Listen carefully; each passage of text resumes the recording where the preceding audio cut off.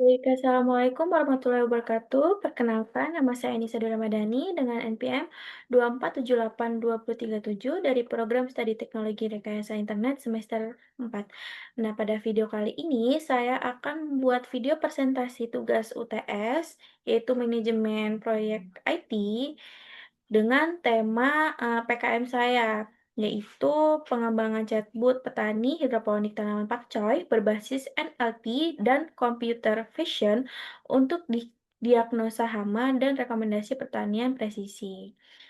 Nah, di sini kita langsung saja ya, karena saya menggunakan PPT PKM saya yang kemarin.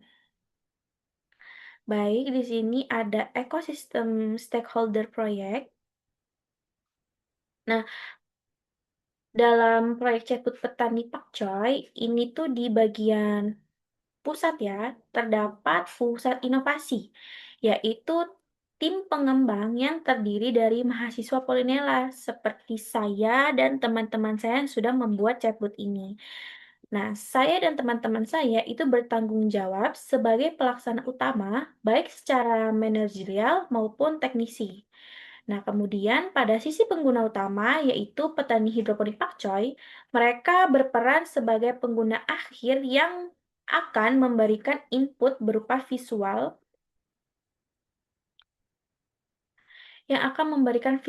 atau teks dan menerima panduan secara presisi dari sistem si pakcoy ini atau chatbot ini. Nah, selanjutnya terdapat sponsor dan pengarah, yaitu Belmawa, Kemendikbud Kemendikbud Ristek yang berperan sebagai penyedia dana, hibah, atau di PKM KC saya, serta memastikan kelayakan anggaran dan luaran proyeknya. Nah, selain itu, ada juga dosen pembimbing saya yang memberikan bimbingan teknisi dalam bidang AI serta membantu dalam tata kelola manajemen proyeknya. Nah, yang terakhir, terdapat penerimaan manfaat lanjutan, yaitu masyarakat akademisi, yang dapat memanfaatkan hasil riset ini untuk pengembangan lebih lanjut di bidang NLP, dialek lokal, dan computer vision. Nah, di sini kita lanjut di slide selanjutnya, yaitu ada arsitektur kebutuhan fungsional. Nah, pada slide ini dijelaskan ya, arsitektur itu kebutuhan fungsional dari sistem chatbot yang kami bangun. Nah, yang terdiri dari tiga nih bagian umum utamanya. Yang pertama itu ada interaksi dan inputnya. Nah, di sini sistem menerima berbagai jenis input seperti input foto, kemudian input teks atau suara ya, untuk memproses keluhan pengguna secara fleksibel. Nah, selain itu, sistem juga mendukung bahasa lokal. Nah, khususnya dialek bahasa Lampung, karena kan kita tinggalnya di Lampung. Jadi untuk mempermudah masyarakat Lampung. Nah, dan terintegrasi dengan platform seperti WhatsApp dan interface lainnya. Kemudian di bagian kedua ini dia ada mesin kecenderungan atau AI Core. Nah, di tahap ini sistem melakukan beberapa proses penting seperti identifikasi hama, misalnya ulat, grayak, dan kutu daun. Nah, kemudian dideteksi definisi nutrisi melalui analisis citra kolorasi. Nah, selanjutnya juga terdapat mesin inferensi yang mencocokkan keluhan pengguna dengan solusi yang tepat, serta pangkalan pengetahuan sebagai basis data referensi budidayanya. Nah, kemudian di bagian akhir adalah output dan rekomendasi nih. Nah, di sistem ini itu akan memberikan rekomendasi penanganan berupa solusi teknis maupun mekanis, serta rekomendasi nutrisi seperti penerapan dosis AB, mix secara presisi, seperti itu. Kemudian kita lanjut di slide selanjutnya. Nah, di slide ini menjelaskan batasan eksekusi proyek atau project scope ya. Project scope statement, batas eksekusi proyek. Nah, secara umum, proyek ini merupakan prototipe chatbot cerdas dan inklusif yang dirancang untuk memberikan akses informasi pakar secara instan.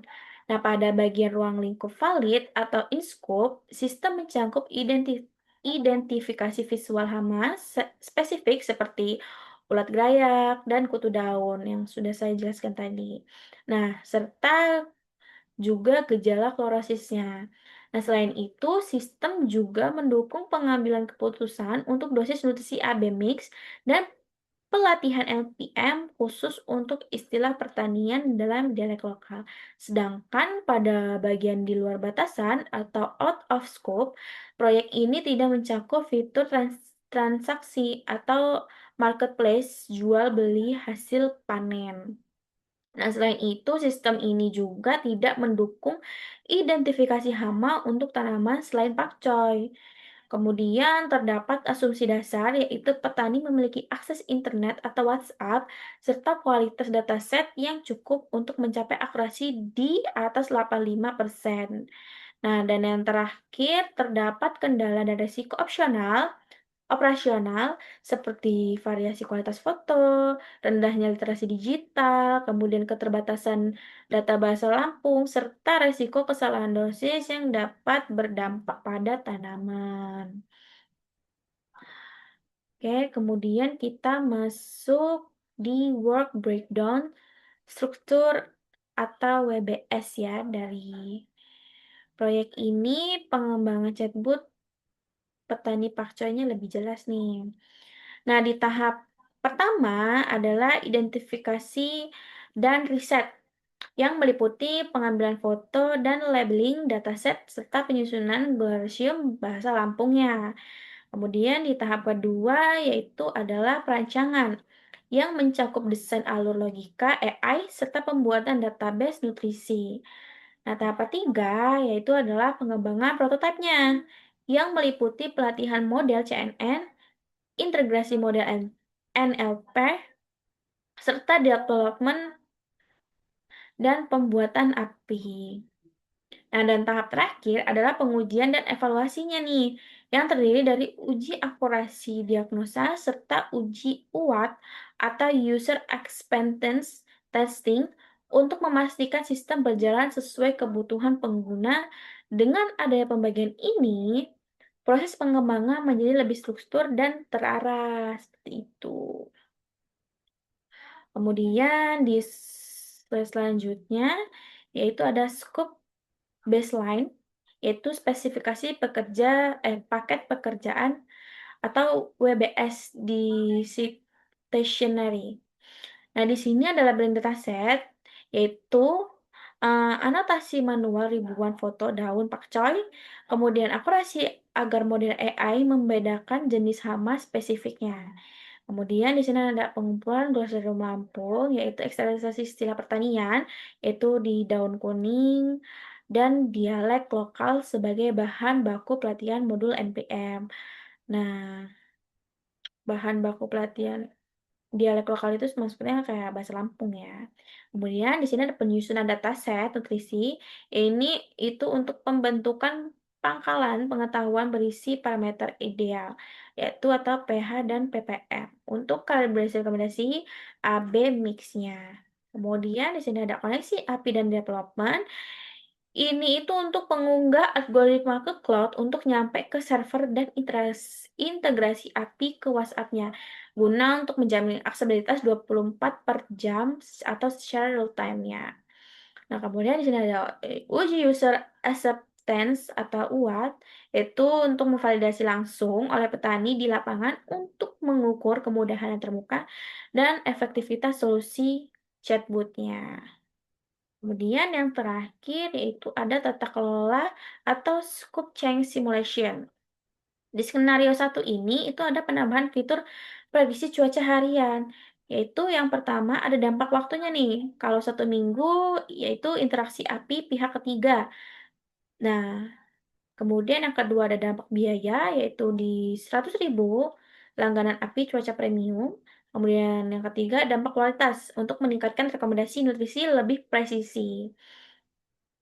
Nah, di skenario satu ini, itu keputusannya lebih diterima. Kenapa? Karena manfaat melalui beban biaya yang masih tercangkup dalam pos anggaran belanja sewa, atau lebih murah ya, karena dia 100.000, sedangkan di skenario 2 itu dia dampak biayanya ada di 8 juta karena dia gede, jadi keputusannya tuh ditolak karena, scoop creep itu parah yang mengancam kepatuhan tanggat waktu dan pagu anggaran Belmawa. Jadi anggarannya tuh lebih besar daripada si skenario satu ini. Jadi skenario ini lebih diterima karena dia lebih, efisien atau lebih kecil anggarannya, seperti itu.